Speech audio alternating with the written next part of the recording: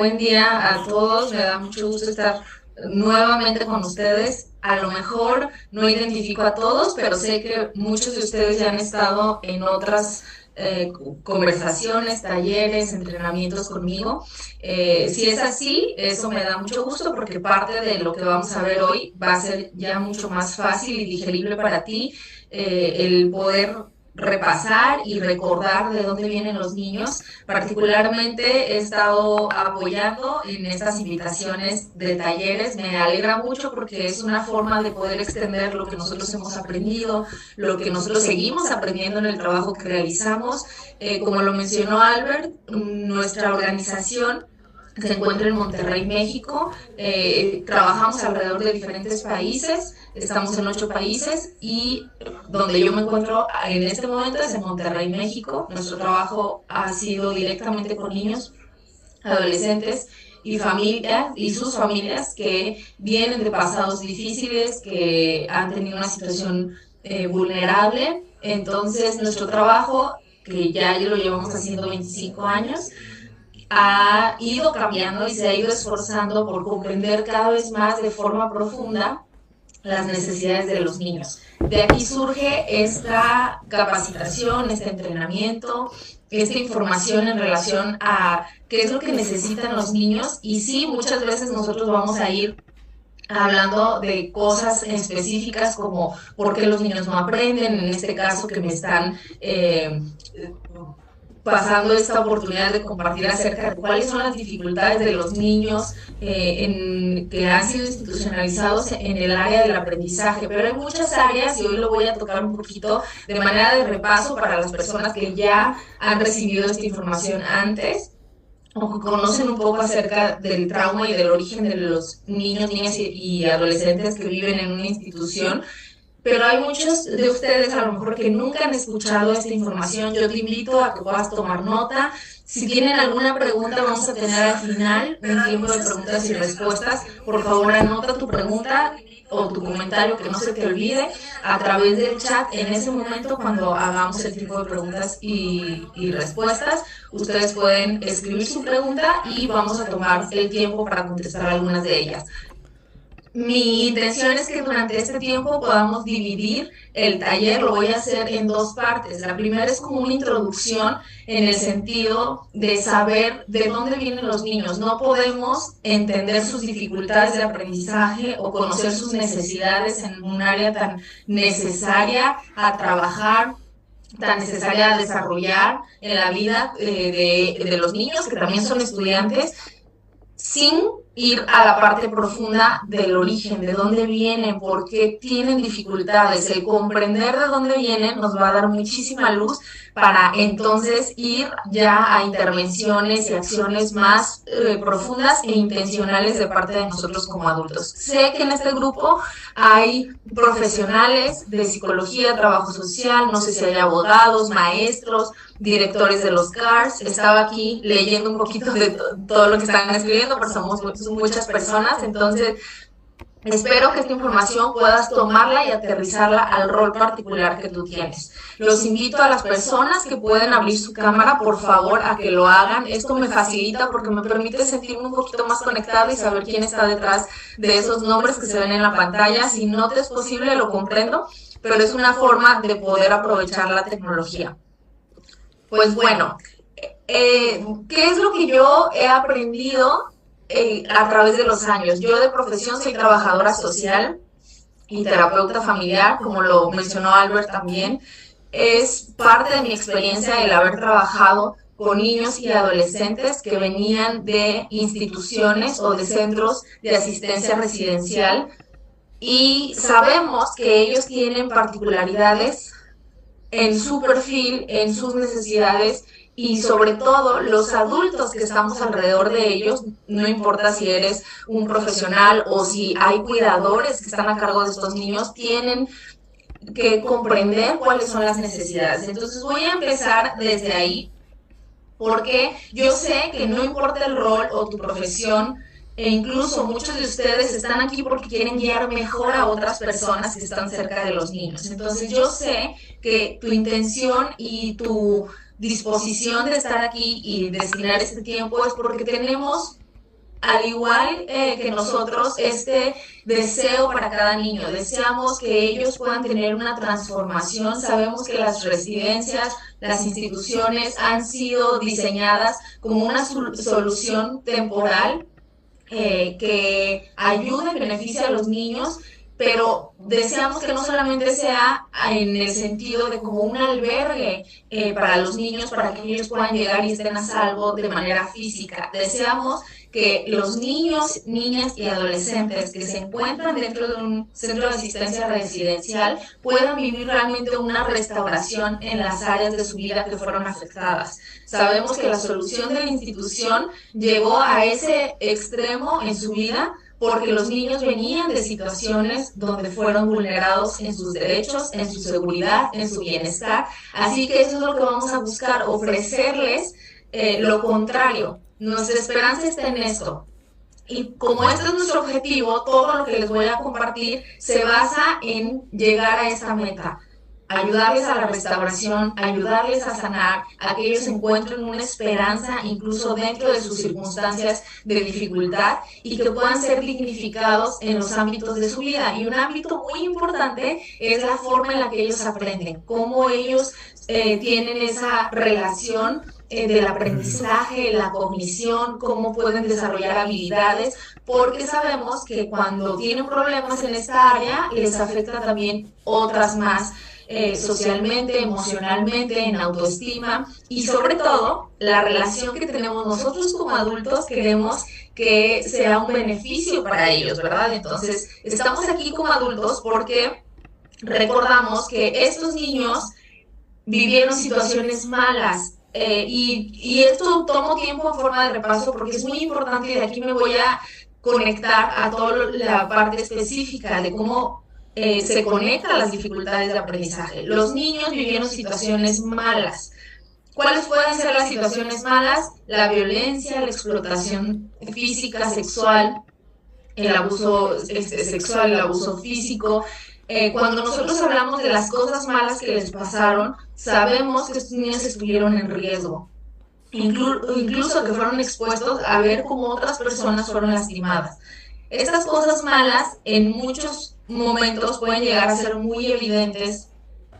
Lamentamos mucho que esto haya pasado en la vida de los niños, pero a veces como adultos nos quedamos viendo solo eso, lo malo que les sucedió a los niños, y dejamos a un lado que también tiene un impacto y un efecto en áreas de su vida acerca de las cosas buenas que debían de haber pasado y no pasaron.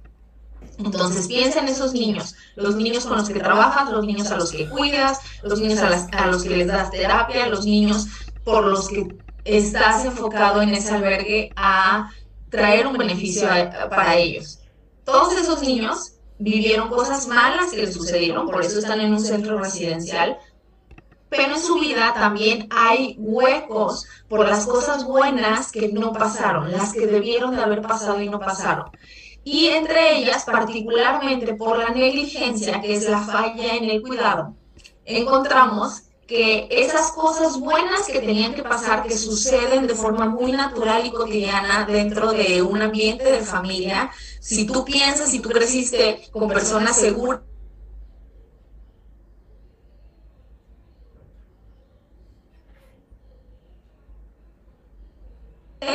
de forma que ni siquiera era consciente. Por ejemplo, hay cosas buenas que asumimos que son naturales, que ya ni siquiera las reconocemos, pero el nombrarlas nos hace conscientes, en especial, bueno, conscientes y agradecidos si tú pudiste disfrutarlas, y conscientes si estos niños no pudieron disfrutarlas, para que entonces podamos comprender el impacto que ha tenido tanto las cosas malas, pero particularmente las cosas buenas que tenían que pasar y no pasaron. Las voy a ir nombrando algunas de ellas. Si tú tienes algunas otras, escríbelas en el chat y las voy a ir leyendo. Cosas buenas que no pasaron, pues en muchos de ellos el cariño, el cuidado, el que papá, mamá les leyera un cuento, el tener oportunidades de que les festejaran cumpleaños, el convivir con los abuelos, el tener tiempos de recreación, tener tiempos de convivencia con sus pares. Muchos de estos niños no tuvieron oportunidad del juego, que tuvieran una alimentación balanceada, que tuvieran un plato de comida caliente, que tuvieran ropa limpia, que tuvieran la oportunidad de escoger a lo mejor algún juguete, cosas buenas que no pasaron, una atención médica, dental, preventiva, cosas buenas que no pasaron, que no tuvieran el apoyo de un adulto para hacer su tarea, que no tuvieran una persona segura cada vez que ellos tenían una dificultad, cosas buenas que no pasaron, el disfrutar una película, el reírse con sus familiares. Cuando nosotros, y estoy nombrando simplemente algunas que son de cosas que pasan en la vida cotidiana, dentro de una familia. No estoy hablando de un nivel socioeconómico, estoy hablando de que esas cosas pasan de forma natural a través de las relaciones y las interacciones sanas y seguras.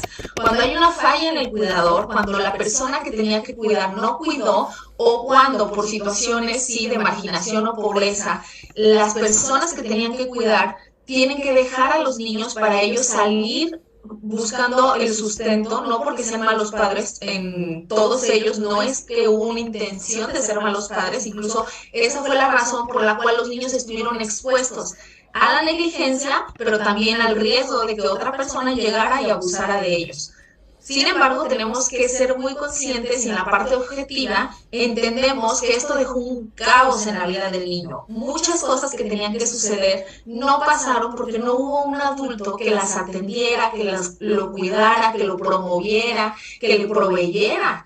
Entonces, estos niños han vivido un caos emocional, físico, emocional, cognitivo, relacional, y del otro lado tenemos los recursos que estos niños necesitan para sanar. Hay muchos recursos, incluso sería pues lo opuesto a lo que no tuvieron, ¿verdad? Diríamos atención médica, dental, alimentación, sustento, obviamente el cariño, el cuidado, el amor, la paciencia, la terapia psicológica, la terapia física, el medicamento, los libros, la escuela.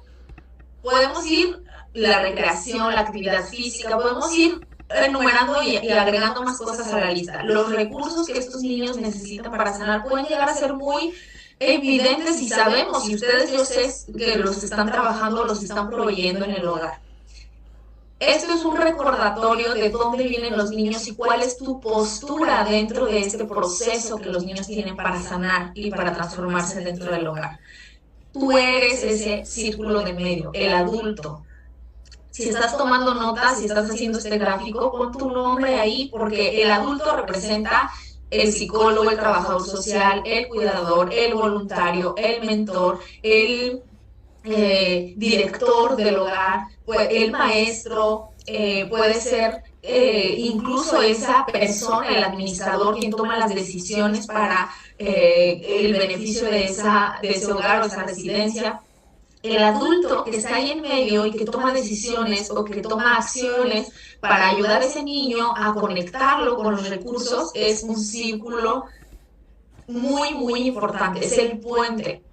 De ahí partimos. Ustedes son ese puente y esa conexión con esos niños. Ahora, ¿qué hacemos con esos adultos? ¿Qué hacemos tú y yo que estamos en medio, que somos ese círculo, tratando de hacer llegar esos recursos a los niños? Primero, tenemos que saber, el informarnos, tenemos que entender de dónde vienen los niños. Por eso estoy empezando con esta introducción acerca del origen de los niños y las situaciones que pasaron para poder comprender cuál es el impacto y cómo eso se ve representado en las dificultades de aprendizaje. Entender que los niños vienen de situaciones complejas. No es lo mismo, no tienen lo mismo en cuestión de habilidades, de percepciones, de creencias, no viven las relaciones o no viven las relaciones de la misma manera en la que a lo mejor tú y yo o un niño que viene de un ambiente de cuidado y amoroso ha experimentado. Nuestro primer meta es entender el origen, entender que hubo cosas malas que le sucedieron a estos niños, pero entender realmente, conscientemente, que también hubieron cosas buenas que no pasaron y que eso se va a ver reflejado en áreas específicas del desarrollo de los niños. Ahora, la segunda meta es reconocer. Nosotros como adultos, después de haber entendido que hoy se van a ir del taller entendiendo más acerca del origen de los niños, reconocer que muchas acciones y conductas de los niños tienen que ver con su historia de trauma, su historia de abuso y también la historia de negligencia. Ustedes, como segunda meta, es que puedan desarrollar esa habilidad para reconocer que muchas formas en las que los niños actúan, responden, se desenvuelven, tiene que ver con el impacto de estas cosas buenas que no sucedieron y las cosas malas que sucedieron. ¿Por qué? Porque al final la meta es que ustedes como adultos puedan responder de una manera distinta y que puedan responder atendiendo la necesidad real y profunda para llegar a la meta que todos tenemos, que es que esos niños puedan ser restaurados, puedan tener un desarrollo óptimo, puedan recuperar lo que el trauma les quitó y les impactó. Voy a empezar también a describir qué es lo que ocasiona el estrés para que lleguemos al punto de cómo estas circunstancias estresantes y caóticas que vivieron los niños ha dejado un impacto y cómo se ve afectado. Bueno, hay 3 tipos de estrés. Si yo les pregunto en qué parte sientes el estrés, va a ser mucho más fácil que me digas dónde sientes el estrés que en muchas ocasiones no sabemos ni siquiera explicar qué es el estrés. Decimos solamente me siento abrumado, cansado, fatigado, me siento ansioso, ¿verdad? Y entonces tenemos que comprender qué es el estrés. El estrés es un estado en el que como seres humanos nos sentimos confrontados, abrumados, retados por nuestra capacidad de afrontamiento ante una situación que nos es difícil de llevar. Pueden ser situaciones, no hay comparaciones para algunas personas, pueden ser cosas que para ti serían simples, pero a lo mejor para ti otra cosa que para esa persona sería simple, a ti te genera un estrés. La capacidad de afrontamiento y de lidiar con esta capacidad de respuesta hacia una situación determina el nivel de estrés, pero hay un elemento muy importante. Todos vivimos situaciones de estrés. El estrés se clasifica, incluso aquí ustedes lo están viendo en la pantalla. Hay un estrés positivo que es bueno, incluso todos lo hemos vivido. Es un estrés cuando vas a presentar un examen, cuando vas a ir a una entrevista de trabajo, cuando vas a tomar el metro, un tren, el camión, el avión por primera vez, cuando te vas a enfrentar a una circunstancia nueva, cuando cuando vas a conocer a una persona, tienes que desarrollar alguna actividad.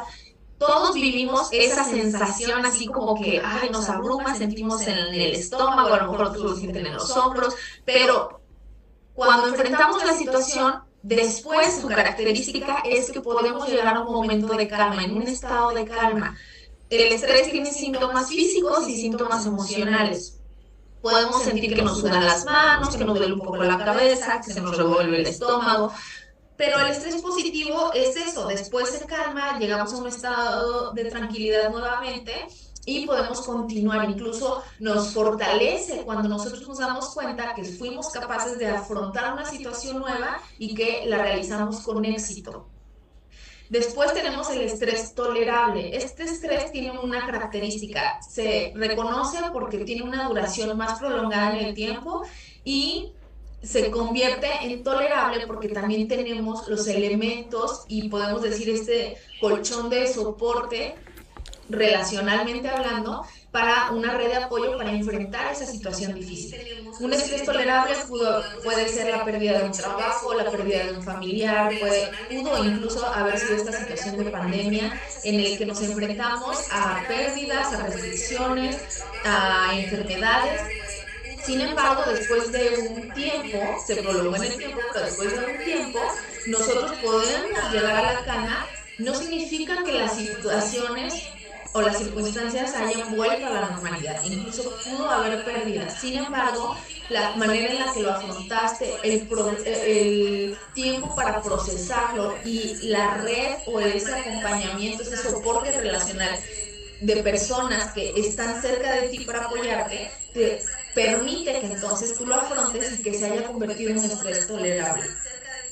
Pero existe otro tipo de estrés, que este es el estrés del cual vienen los niños de pasados difíciles.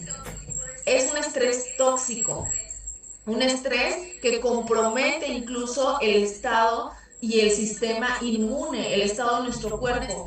El estrés tóxico significa que esta hormona del cortisol, que es la hormona del estrés, se activa y no cambia ese estado de alerta porque la persona se siente en un riesgo constante. Hay una amenaza por la cual, emocional o física, por la cual esa persona se siente en alerta constante y entonces su cerebro y su cuerpo está en una respuesta y activación de hipervigilancia por violencia, por el abuso, incluso por la negligencia, por la falta de cuidado. Los niños, adolescentes tuvieron que estar en alerta porque no sabían si iban a comer, no sabían si los papás iban a regresar, no sabían si iba a entrar el abusador, no sabían si papá iba a llegar borracho y iba a golpear a mamá, no sabían si iba a haber balaceras en el barrio, no sabían si iba a haber robos, si alguien se iba a drogar de la familia, si lo iban a exponer a situaciones que lo ponían en riesgo. Eso es un estrés tóxico. Pero el estrés tóxico afecta profundamente la capacidad del cuerpo y del cerebro, ahorita lo vamos a ver con detalle más adelante, para afrontar situaciones nuevas de estrés. ¿Por qué? Porque el cuerpo queda en un estado comprometido y vulnerable por esta situación de estrés tóxico y caótico.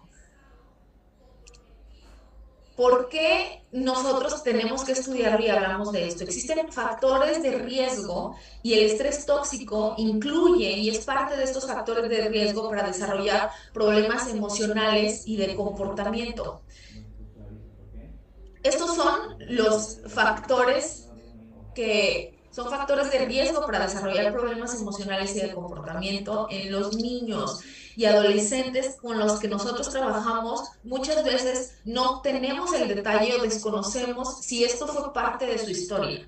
Señalé aquí el de efectos del sistema porque efectos del sistema es el impacto que tiene que un niño o adolescente viva por un tiempo prolongado dentro de una institución. Eso también es un factor de riesgo. Y como el tema es las dificultades de aprendizaje en niños institucionalizados, tenemos que ver la realidad y saber, a lo mejor no sabemos si ese niño vivió con su mamá alguna situación de separación, de hospitalización. Algunos a lo mejor sí tenemos la información y sabemos que hubo ahí desde el nacimiento una alteración, un ambiente de estrés, tanto en la mamá como en el niño, el abuso y la negligencia, lo que mencionábamos, las cosas malas que le sucedieron y las cosas buenas que no pasaron.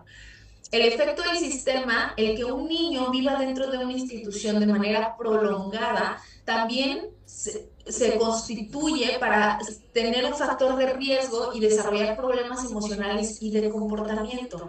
¿Por qué? Porque la atención que recibe dentro de un hogar, aunque las instalaciones sean muy buenas, aunque la gente como ustedes, como yo, tengamos una muy buena intención, estemos entrenados, capacitados, seamos profesionales, tengamos buenas intenciones y le intentemos darles lo mejor dentro de las posibilidades del hogar, la relación uno a uno que ellos necesitan, que se da únicamente en modelos familiares o en esos grupos reducidos donde el niño puede recibir constantemente una atención.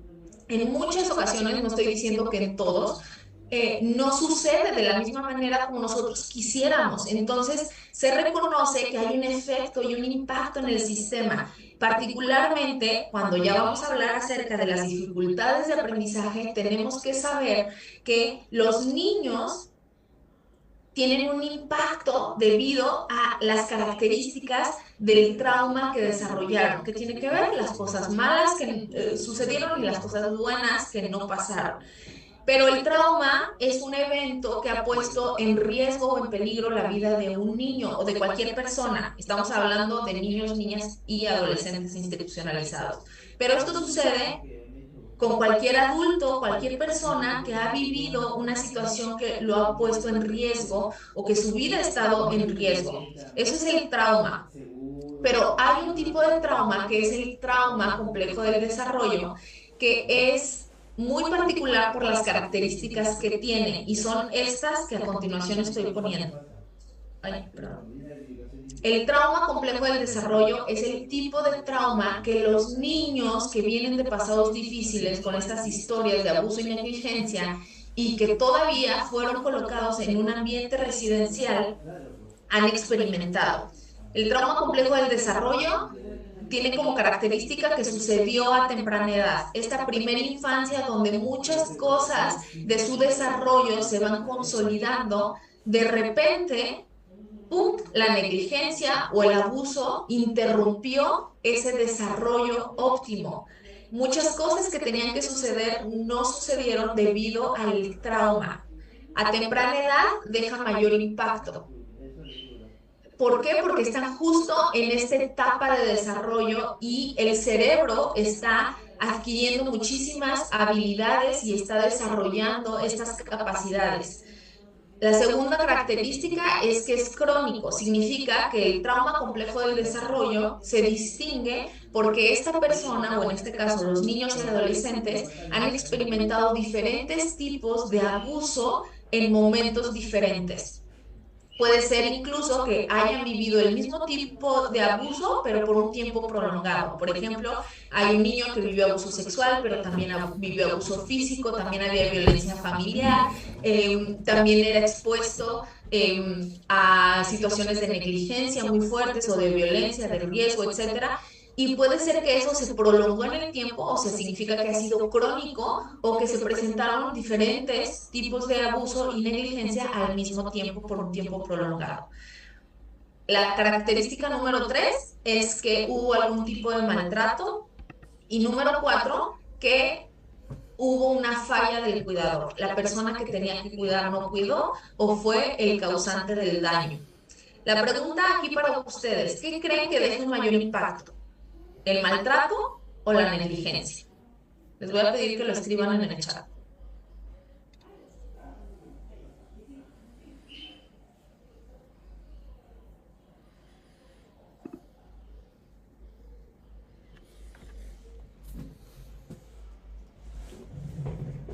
Los estoy leyendo. Unos dicen ambos, otros negligencia, otros maltrato. Ok. Los dos, ambos, la negligencia. Muy bien.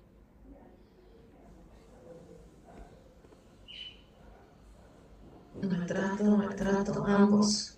Ok, gracias a todos por interactuar y escribir.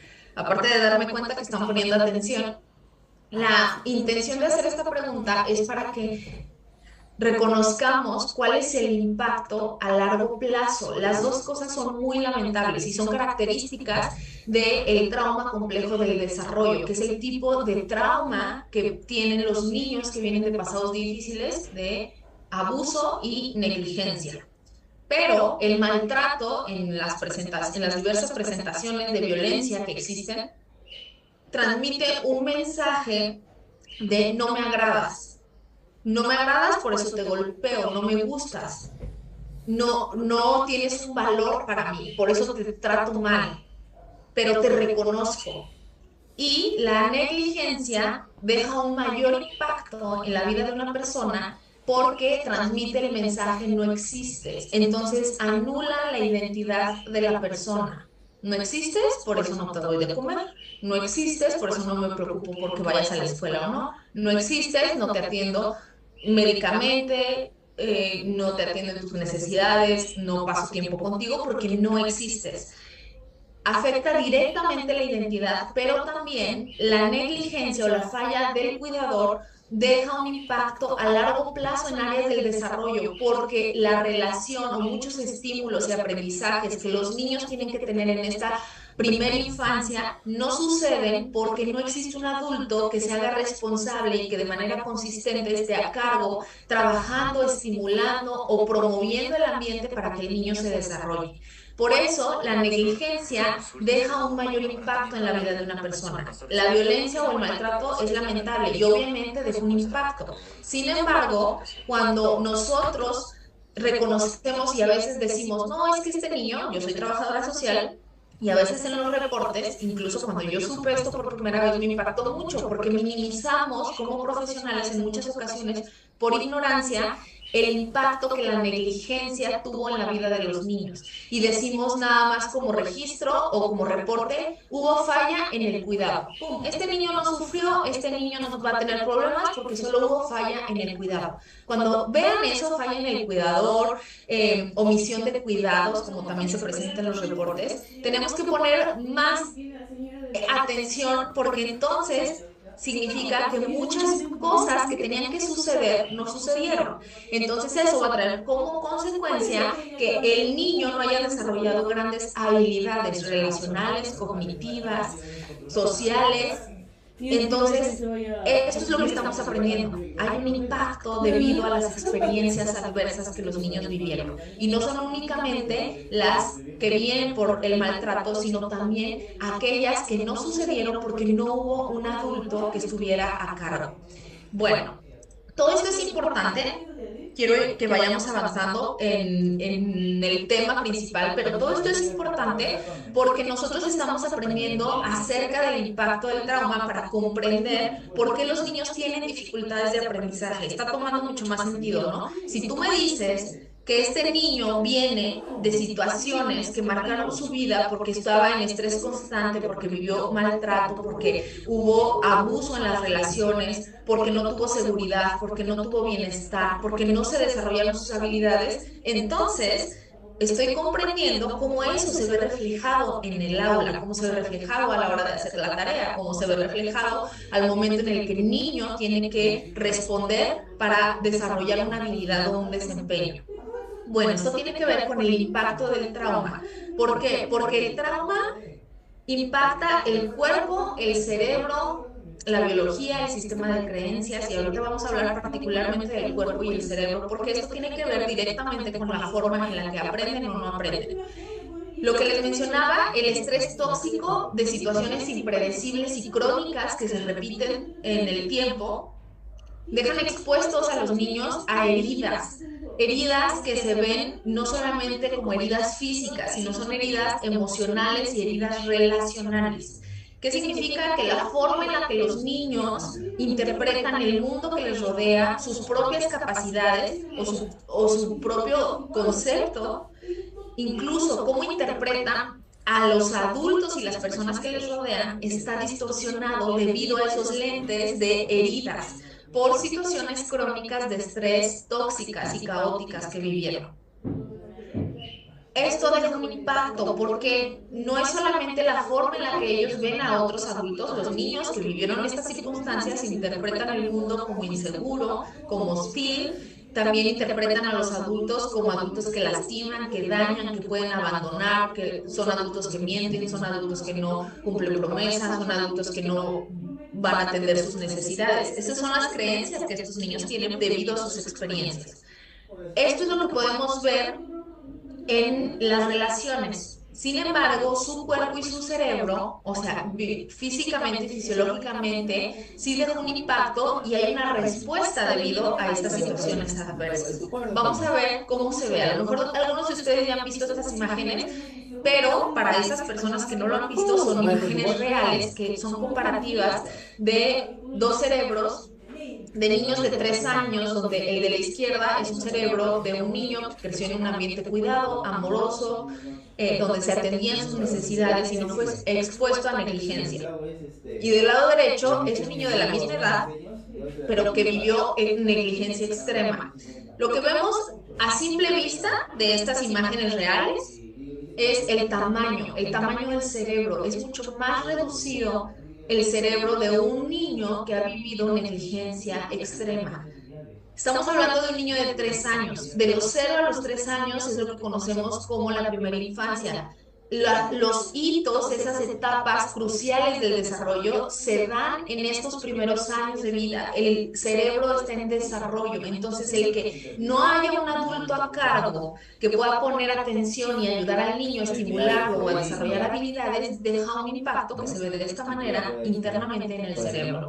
Las conexiones neuronales que suceden cuando un niño está aprendiendo, está siendo estimulado, reconoce objetos, está interactuando con la mamá continuamente, hace que este cerebro empiece entonces a aprender, a procesar, a desarrollar las funciones para las cuales fue diseñado, que en su momento y cuando esté más grande le van a permitir tener las capacidades y habilidades para un buen desempeño en diferentes áreas.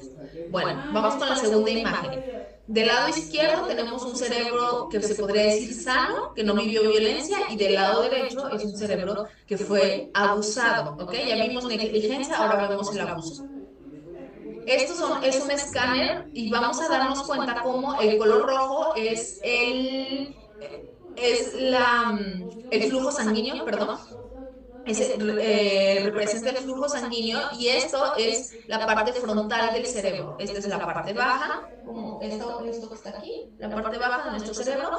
Y esta parte frontal es la parte del cerebro límbico, que en esta parte suceden todas lo que tiene que ver con las acciones de funciones ejecutivas. Ahorita lo vamos a desmenuzar cuáles son las funciones ejecutivas que directamente tienen que ver con el aprendizaje. Aquí sucede toda esta capacidad de razonamiento, de aprendizaje, del lenguaje, de la memoria, del control de impulsos, de tomar buenas decisiones, del razonamiento, la capacidad de ir de una tarea a otra. Todo eso sucede en esta parte frontal de nuestro cerebro. Y en la parte baja tenemos esta parte del cerebro que responde para cuando estamos en un estado de alerta o cuando estamos ante una amenaza. La parte baja se activa en el momento en el que una persona siente que está en una amenaza y entonces tiene que responder. ¿Cómo respondemos? Respondemos para poder defendernos, huir, luchar o nos congelamos. Es una reacción instintiva. Si se dan cuenta, en el cerebro sano, el flujo sanguíneo está en toda la parte del cerebro. Esto permite que entonces haya un buen desempeño y haya un buen funcionamiento de las habilidades. Si mi cerebro está tranquilo y está funcionando bien, si se dan cuenta hay mucho flujo sanguíneo en esta parte frontal, voy a ser capaz de aprender, tomar decisiones, recordar cosas, controlar mis impulsos, tener empatía por otras personas. Pero si yo estoy en un estado de alerta, donde siento que tengo que defenderme o que tengo que luchar o que tengo que huir o que me tengo que callar porque entonces voy a ser lastimado, mi cerebro se activa de esta manera. Todo el flujo sanguíneo se va a la parte baja, que es la parte instintiva de nuestro cerebro. De manera automática, nuestro cerebro manda esa irrigación sanguínea a la parte baja, pero también a nuestras extremidades, que son nuestras manos, brazos y piernas, para huir o para defendernos, para luchar. Esta es una forma instintiva, es increíble, ¿verdad? Bueno, eso sucede con los niños. El problema es que un cerebro abusado se quedó en un estado de alerta constante, un estado de estrés tóxico, constante, caótico, porque había violencia familiar, porque recibían golpes, porque había gritos, porque había consumo de sustancias tóxicas, porque el niño no tenía que lo cuidar, no tenía que comer, porque lo violentaban, etcétera, hace que entonces su estado de manera natural responda a un estado de alerta. Esto es lo que sucede en el cerebro. Entonces, ahora sí me voy a ir ya a lo que es específico de las dificultades en el aprendizaje. Tenemos que entender Y ella todo también esto, sabe con porque 15 eso meses también. afecta directamente. Lo bueno que no sucedió dejó huecos en su desarrollo, pero también las cosas malas que pasaron dejaron ese estado de alerta que hace que esta parte no esté funcionando, no esté en pleno. Y ahí suceden las funciones ejecutivas. Aquí están para que las anoten algunas de las funciones ejecutivas que suceden aquí. Si pudieras si quisieras explicar o pudiéramos resumir qué son las funciones ejecutivas, aquí está. Dice, son las capacidades mentales esenciales para llevar a cabo una conducta eficaz, creativa y aceptable socialmente. Porque cuando nosotros decimos queremos que los niños aprendan, no solamente que tomen, que tengan buenas notas, no que tomen clases, no, nosotros deseamos que los niños aprendan, deseamos que los niños crezcan, deseamos que los niños adquieran habilidades, que tengan un buen desempeño. si tú tienes como objetivo únicamente que el niño tenga una buena nota o una buena calificación, déjame decirte que entonces tu meta es muy parcial en relación a la restauración de ese niño. Una buena nota o una mala nota no nos dice si el niño está aprendiendo, no nos dice si tiene la habilidad, no nos dice si tiene el desempeño. Yo soy testigo de todos estos años trabajar con adolescentes, incluso con niños que están en, no sé los grados en Perú, pero aquí en México podemos decir de una edad escolar, debería de estar en sexto de primaria, quinto de primaria y no sabe, no domina la lectura, no sabe hacer sumas, restas, multiplicaciones, resolver problemas, situaciones de lógica, no sabe tomar decisiones, no sabe de ir de una tarea a otra, no sabe ser empático. Por eso aquí dice también socialmente.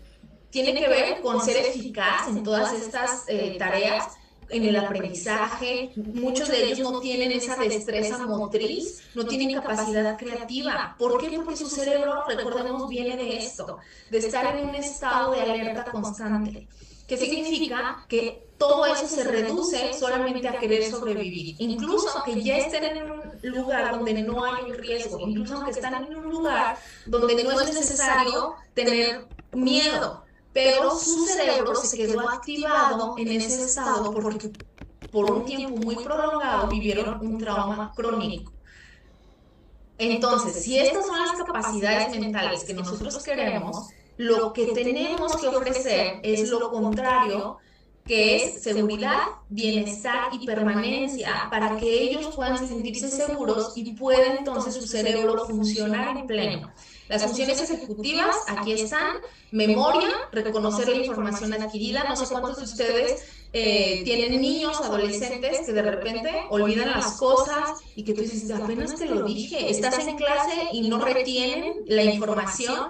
Incluso algunos tienen bloqueos también debido a sus historias. Muchos de estos niños tienen una disociación, tienen una desconexión incluso a la realidad, porque la vida que viven actualmente es tan difícil, duele tanto y es tan difícil de procesar que se crea una realidad alterna para sobrellevarlo. Hay las funciones ejecutivas, la diversificación, que es la capacidad de cambiar de una tarea a otra, las praxias, que tienen que ver con las habilidades motoras adquiridas, que los niños, por eso desde que están pequeños se les enseña a cortar con las tijeras, a hacer bolitas, a seguir instrucciones. Los niños muchas de estas habilidades no las desarrollan porque nunca fueron expuestos a los estímulos con el exterior o de una forma sana donde no hubiera violencia. La autorregulación es el control de impulsos. Cómo ellos pueden regularse, regular su comportamiento, regular su emoción. No está mal que los niños se enojen, no está mal que los niños se emocionen. El punto es que deseamos, y los adultos que tienen éxito en las relaciones, en las habilidades, en el desempeño laboral, son esas personas que tienen estas características. Tienen un buen control de impulsos, tienen una buena memoria, han desarrollado habilidades sociales, habilidades motoras, el lenguaje, el saber tomar una decisión de ir de una tarea a otra, el poner prioridades. Todo esto tiene que ver con las funciones ejecutivas. Por eso, entonces, aquí está la respuesta, porque hay dificultades de aprendizaje. Les voy a poner un video para que comprendamos más a profundidad lo que les he estado explicando y complementa la información en relación a las funciones ejecutivas. Está en español y este video lo pueden encontrar en YouTube. Es de la Universidad de Harvard, del Centro de Desarrollo Infantil.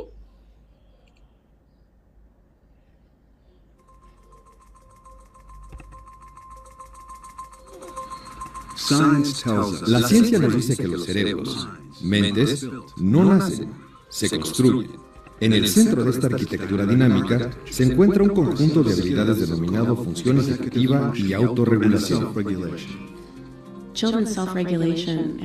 La autorregulación y la función ejecutiva de los niños son ingredientes clave para su rendimiento durante toda la vida. No se trata únicamente de aprender el lenguaje o de aprender los números o de aprender los colores.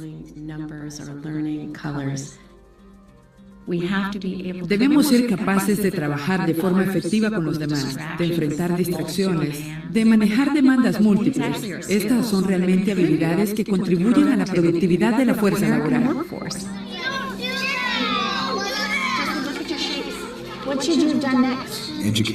Pienso que los educadores buscan justamente eso. Y cuando describimos lo que entendemos por función ejecutiva, dicen, sí, eso es. Ese es exactamente el problema. Estos niños pueden decirme estas reglas, pero no son realmente capaces de usarlas. ¿Qué es la función ejecutiva?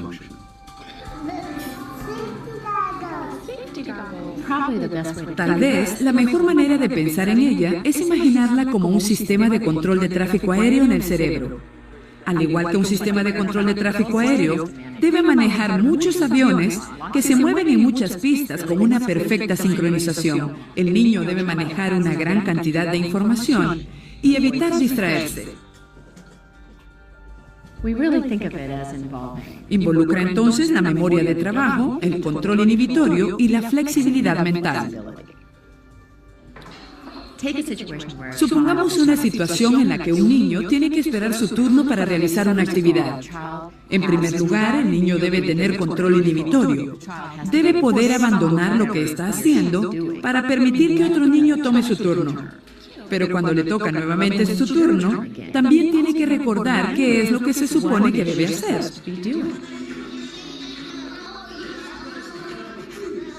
Y entonces se requiere de la memoria de trabajo.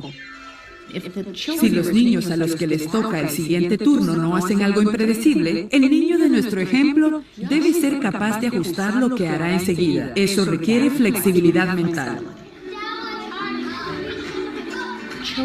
Los niños que experimentan dificultad con estas habilidades a menudo parecen simplemente no estar prestando atención o que deliberadamente no quieren controlarse. Si el niño no tiene autorregulación, se porta mal y el maestro lo pone en el rincón de pensar, entonces el niño se pierde parte del aprendizaje que ocurre en el aula. Esto hace que se sienta más perturbado porque se queda atrás, vuelve a portarse mal y se produce una espiral contraproducente. ¿Cómo se desarrolla la función ejecutiva? En los niños pequeños e incluso en los bebés, se comienzan a ver las raíces de las habilidades de la función ejecutiva. Lo que sucede en nuestro cerebro es increíblemente complejo.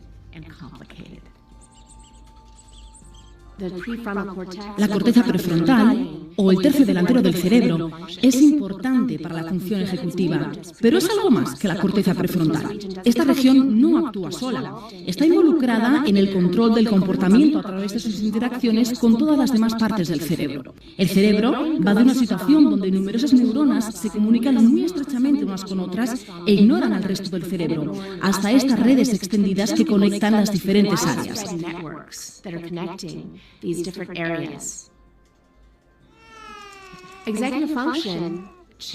La función ejecutiva cambia a lo largo de la vida. Mejora radicalmente en los primeros años. Continúa haciéndolo durante la adolescencia. Y no es hasta la edad adulta temprana que se tienen las redes de tipo adulto, que son muy fuertemente activadas y que conectan las diferentes regiones cerebrales entre sí. Creemos, asimismo, que es posible entrenar a las funciones ejecutivas. Es tal como ir al gimnasio, de modo que mientras más se practiquen estas áreas, la capacidad se vuelve más fuerte porque se aspira a fortalecer esas conexiones neurales. De forma lenta pero segura, se nota que el niño ingresa al mundo con estas habilidades que le permiten llevarse bien con los demás, cambiar las reglas, ser flexible, lograr nuevas cosas y hacerlo sin miedo. Si no adquirimos estas habilidades durante la infancia y la adolescencia, que es cuando se activan, estaremos realmente mal preparados cuando seamos adultos para mantener un trabajo, un matrimonio y para criar a nuestros hijos, para convivir con los demás, básicamente para ser parte de la sociedad.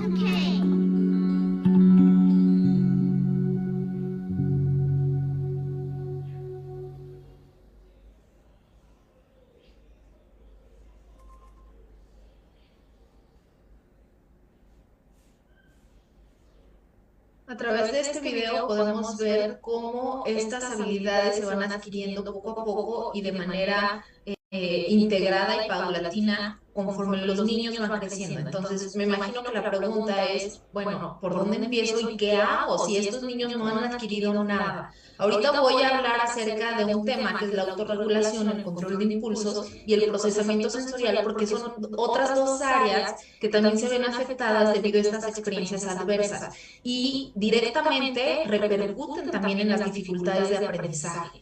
La respuesta de manera general y amplia, porque no podemos hablar de un caso por caso, porque cada caso es distinto, no hay una receta, por así decirlo, pero sí tenemos principios que nos ayudan a ir trabajando estas dificultades en el desarrollo. Hay que empezar desde lo más básico. Todo eso que no pasó el niño, tenemos que generarlo. Las cosas buenas que deberían de pasar y no pasaron son las que tenemos que intencionalmente trabajar para recuperar estas funciones ejecutivas. Y de manera resumida puedo decirte que el trabajar en la seguridad, en la permanencia y en el bienestar del niño va a favorecer para que el niño entonces cambie de un estado de alerta a un estado pleno en su cerebro y tenga capacidad de accesar a estas funciones. Muchos de esos niños no les enseñaron, o sea, puedes decir, el niño está tranquilo, está regulado, tiene calma, seguridad, bienestar en el hogar, pero no tiene las habilidades, ¿ok? Aquí es donde entonces entra nuestro trabajo. Tenemos que comenzar intencionalmente a través de actividades, como lo vieron en el video, ir desarrollando, el que los niños desarrollen con actividades incluso lúdicas y de aprendizaje, también estas habilidades motrices, a saber esperar turnos, a desarrollar la memoria y de forma creativa podemos ir impulsando su capacidad para que poco a poco las vayan desarrollando. Ustedes se dieron cuenta en el video cómo a través del juego, cómo a través del memorama, cómo a través de esperar un turno, de esta parte de flexibilidad, de cambiar el que el niño esté haciendo una tarea a otra, va desarrollando toda esta habilidad. Les debo de decir que contrario a eso, cuando los niños tienen un acceso libre y no regulado de todos estos estímulos que la tecnología trae, contrarresta las capacidades o no permite que se desarrollen muchas de estas habilidades que los niños necesitan desarrollar para las funciones ejecutivas. ¿Por qué? Porque pues ya todo lo aprendemos desde el celular, entonces ya no voy a desarrollar mi memoria porque pues, para que me lo aprendo si yo lo busco en internet y aquí lo encuentro, ¿verdad?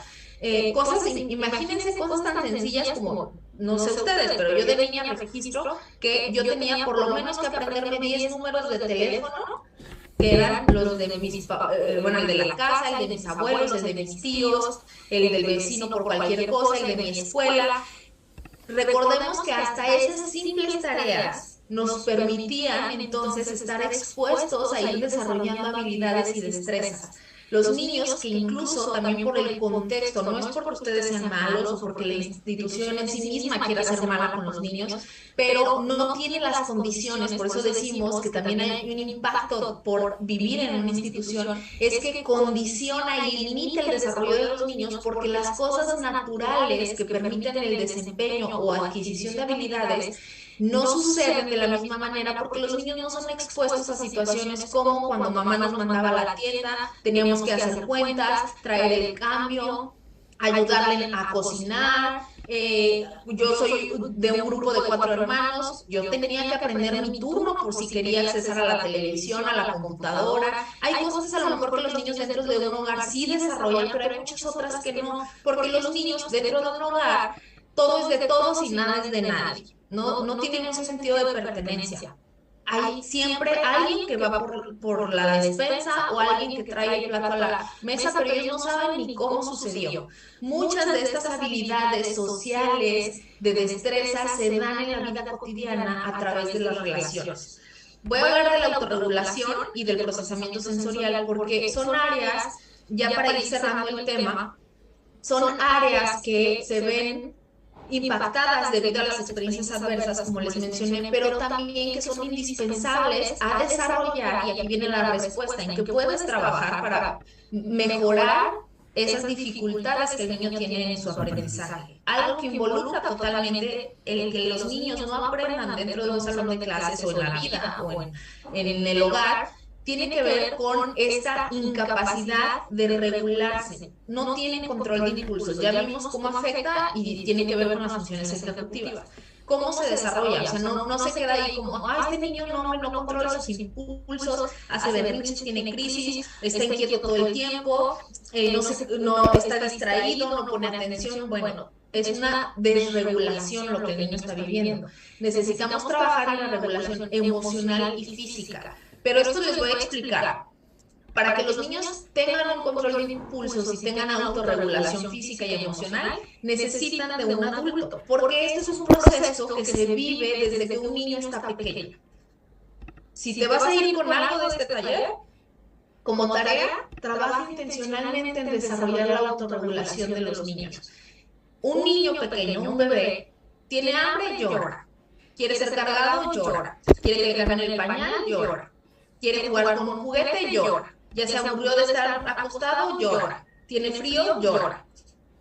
Cuando hay un bebé que es atendido de manera amorosa, consistente, por parte de un cuidador o un adulto, todas sus necesidades son cubiertas de manera externa. Ahí se consolida el primer nivel, que es la regulación externa. El niño no solo es que satisface sus necesidades, sino aprende a través de la relación constante que el adulto regula su emoción o su necesidad física. Regula su emoción porque si el niño llora, está aburrido, tiene sueño, lo que sea, mamá no solamente es como que provee el agua, la leche, el pañal, sino que mamá puede llegar con la leche, pero también le habla bonito, juega con el niño, le canta una canción, lo distrae, lo besa, lo acurruca. Todo eso sucede de manera muy natural y sencilla con un bebé cuando vive en un ambiente cuidado y amoroso. Ahí se consolida la primera etapa, que es regulación externa. Entonces el niño va creciendo, va adquiriendo habilidades de lenguaje, habilidades también donde él mismo tiene hambre y a veces puede abrir el refri, puede tomar una fruta, puede señalar que quiere esto o que no quiere esto, te puede decir que si quiere el huevo o que quiere el pan, o ya te dice que tiene hambre, ¿verdad? Con sus palabras o con su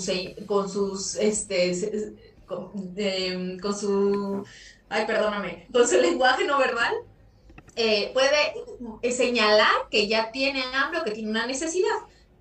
Ahí pasan a una etapa de corregulación. El adulto sigue cercano al niño. El niño, ya los dos trabajan, está cercano, confía en el adulto, le dice qué necesidades tiene y el adulto sigue trabajando, pero en otras áreas a lo mejor el niño puede ya ir solito al baño, se entretiene más tiempo jugando, ya sabe qué juguete puede agarrar si quiere, si está aburrido, etc.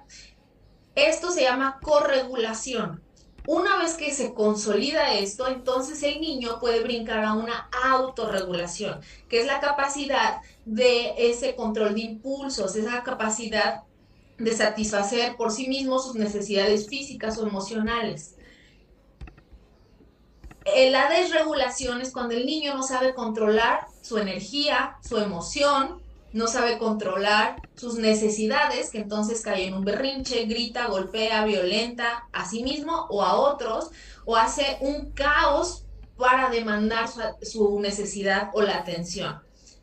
Esto es el problema en muchas ocasiones de las dificultades del aprendizaje de los niños dentro de un salón de clases, porque tienen una desregulación emocional o tienen necesidades físicas que nosotros asumimos que el niño o el adolescente tiene que regularse por sí mismo. Cada vez cuando nosotros vemos a un niño o un adolescente que nos está desregulado, lo que menos queremos es estar ahí. Pero lo que más necesitan para regularse es que nosotros lleguemos ahí. Cuando los niños no han consolidado, los adolescentes no han consolidado la autorregulación, entonces tenemos que ir a una etapa previa.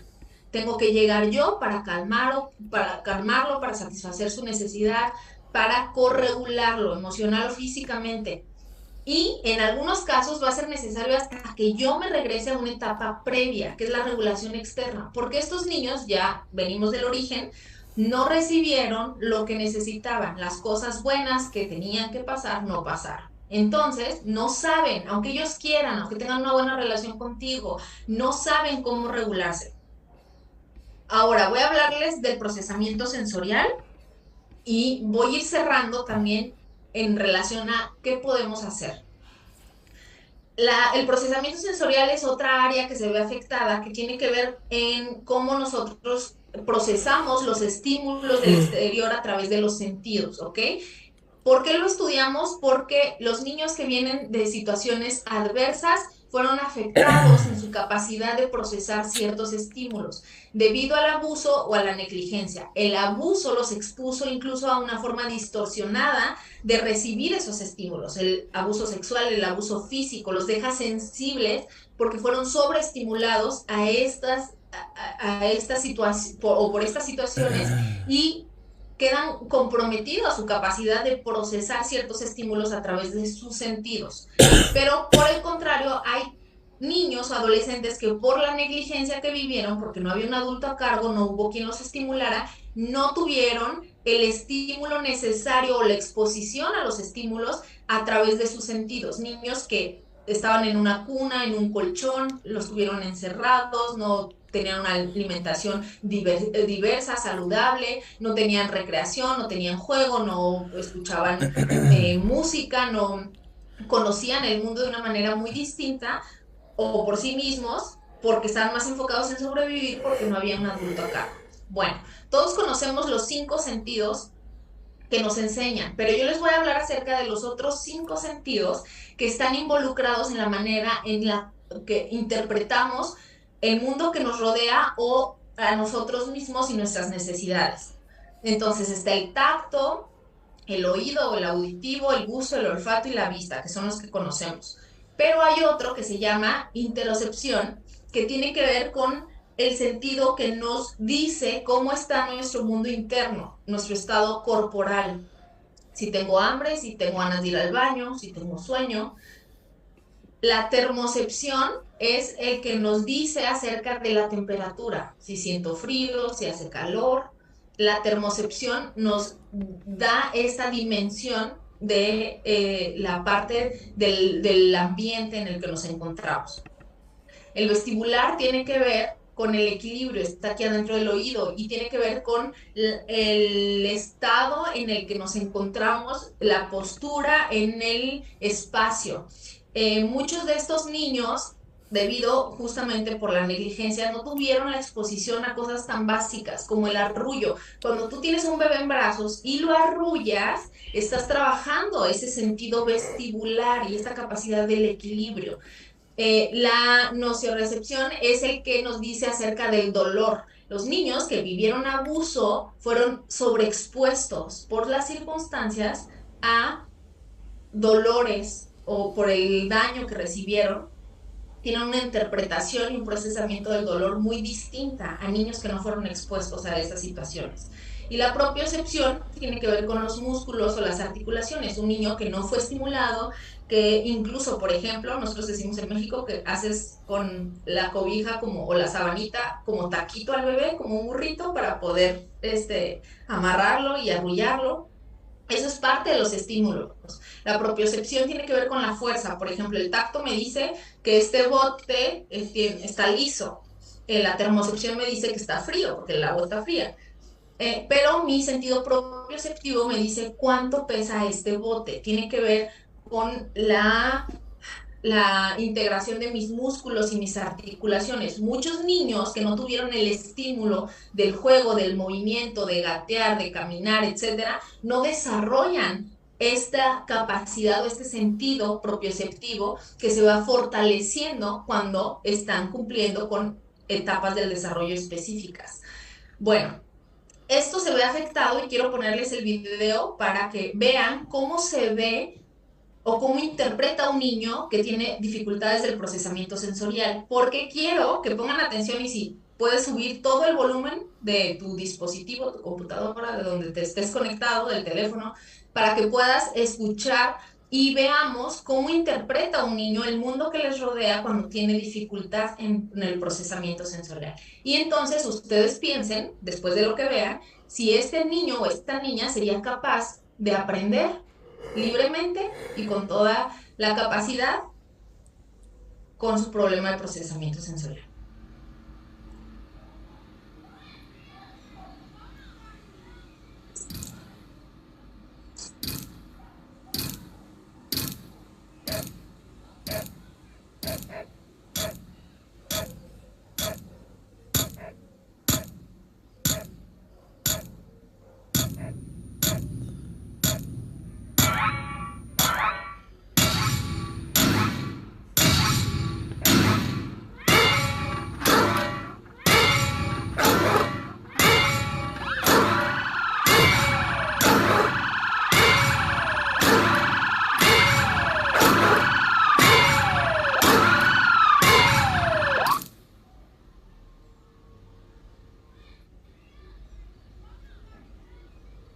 ¿Cómo se sintieron?